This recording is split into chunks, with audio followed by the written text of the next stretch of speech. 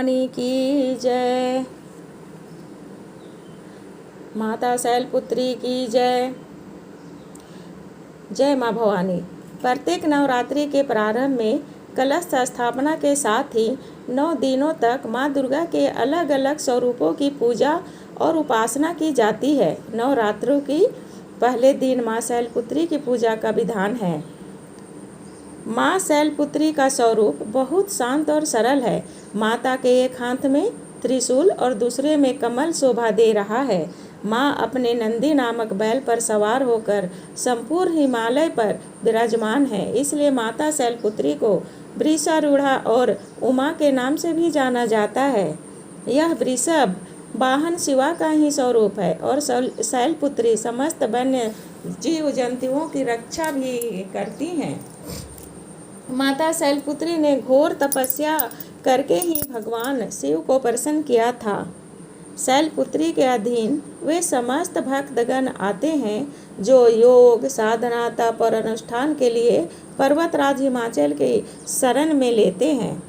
माँ अपने भक्तों की हमेशा सकारात्मक मनोभावना पूरी करती हैं और साधक का मूलाधार चक्र जागृत होने में सहायता करती हैं। माँ दुर्गा को सर्वप्रथम शैलपुत्री के रूप में पूजा जाता है।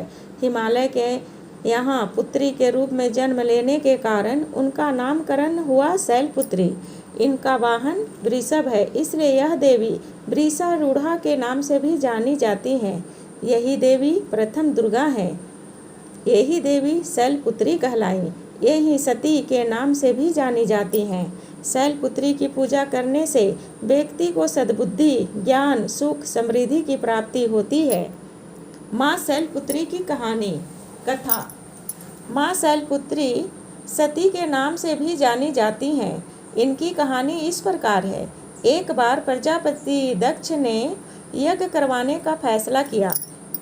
इसके लिए उन्होंने सभी देवी देवताओं को निमंत्रण भेजा, लेकिन भगवान शिव को नहीं। देवी सती भली भांति जानती थी कि मेरे को निमंत्रण जरूर आएगा, पर ऐसा नहीं हुआ। वो उस यज्ञ में जाने के लिए बेचैन थी, लेकिन भगवान शिव ने मना कर दिया क्योंकि उन्हें निमंत्रण नहीं मिला था। उन्होंने कहा कि यज्ञ में जाने के लिए उनके पास कोई भी निमंत्रण नहीं आया है और इसलिए वहां जाना उचित नहीं होगा। हे सती, तुम बिना बुलाए मत जाओ।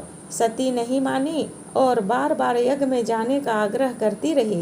प्रभु ने सती के न मानने की वजह से शिव को उनका बात माननी पड़ी और अनुमति दे दी। सती जब अपने पिता प्रजापति दक्ष के यहाँ पहुँची तो उसने देखा कि कोई भी उनसे आदर और प्रेम के साथ बातचीत नहीं कर रहा है। सारे लोग मुंह फेरे हुए हैं और फिर उनकी माता ने स्नेह से उन्हें गले लगाया। उनकी बाकी बहनें उनका उपवास उड़ा रही थीं और सती के पति भगवान शिव को भी तिरस्कृत कर रही थी। स्वयं दक्ष ने भी अपमान करने का मौका न छोड़ा। ऐसा व्यवहार देख सती बहुत दुखी हुई।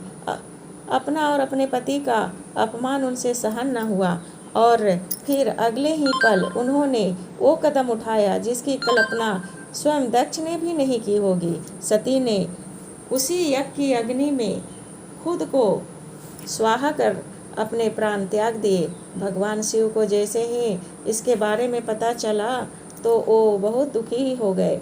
दुख और गुस्से की ज्वाला में जलते हुए शिव ने उस यज्ञ को ध्वस्त कर दिया। इसी सती ने फिर हिमालय के यहाँ जन्म लिया और वहाँ जन्म लेने की वजह से इनका नाम शैलपुत्री पड़ा। बोलिए माँ सती की जय। माता को प्रिय ये सभी चीज़ें हैं। पर्वतराज हिमालय की पुत्री होने के कारण माता की पूजा और भोग में सफ़ेद चीज़ों का ज़्यादा प्रयोग करें।